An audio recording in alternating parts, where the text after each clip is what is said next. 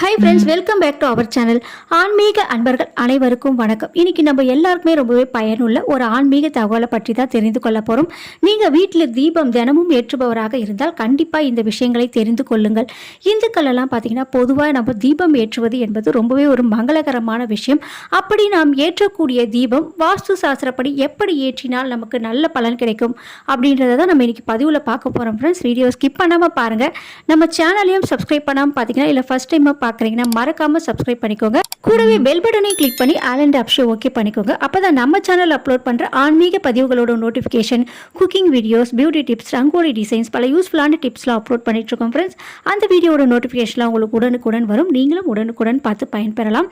வாங்க ஃப்ரெண்ட்ஸ், நம்ம வீடியோக்குள்ள போகலாம். நீங்கள் வீட்டில் தினமும் தீபம் ஏற்றுபவராக இருந்தால் விளக்கு ஏற்றும் போது இந்த விதிகளை கட்டாயமாக நினைவு கொள்ளுங்கள். அப்போதுதான் வீடு மங்களகரமாக இருக்கும். ஜோதிட சாஸ்திரப்படி விளக்கு ஏற்றுவதற்கு சில சிறப்பு விதிகள்லாம் இருக்கின்றன. அதை பின்பற்றும் போதுதான் நம்ம வேண்டுதல்கள்லாம் நிறைவேறும் அப்படின்னே சொல்லப்பட்டிருக்கு. அது என்னென்ன விதிகள் அப்படின்றத நம்ம இன்னைக்கு பதிவில் பார்க்கலாம். ஃப்ரெண்ட்ஸ், விளக்கு ஏற்றும் போது திரியை எப்போதுமே நம்ம கிழக்கு அல்லது வடக்கு பார்த்து தான் வைக்க வேண்டும். நெய் தீபம் ஏற்றிய உடனே எண்ணெய் தீபம் ஏற்றக்கூடாது.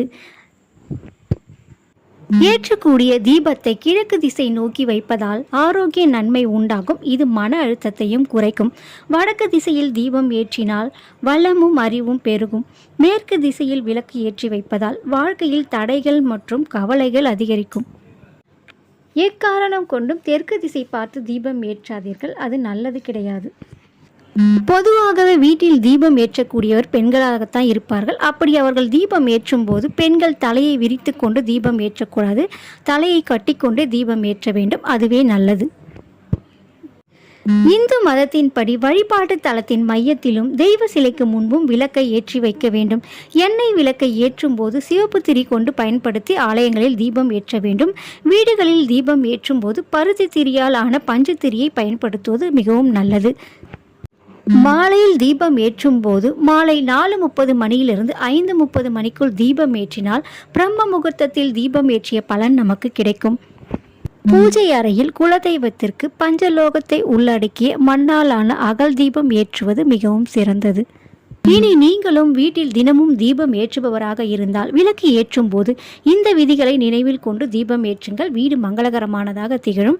ஸோ இந்த வீடியோ பிடிச்சுன்னா மறக்காமல் லைக் பண்ணுங்கள், உங்கள் ஃப்ரெண்ட்ஸ் ரிலேட்டிவ்க்கும் ஷேர் பண்ணுங்கள். இந்த மாதிரியான ஆன்மீக பதிவுகளோட நோட்டிஃபிகேஷன் உங்களுக்கு உடனுக்குடன் வரணும். நம்ம சேனலையும் மறக்காமல் சப்ஸ்கிரைப் பண்ணி சப்போர்ட் பண்ணுங்கள். நெக்ஸ்ட் இன்னொரு வீடியோட உங்களை சந்திக்கிறேன். Okay friends, thank you.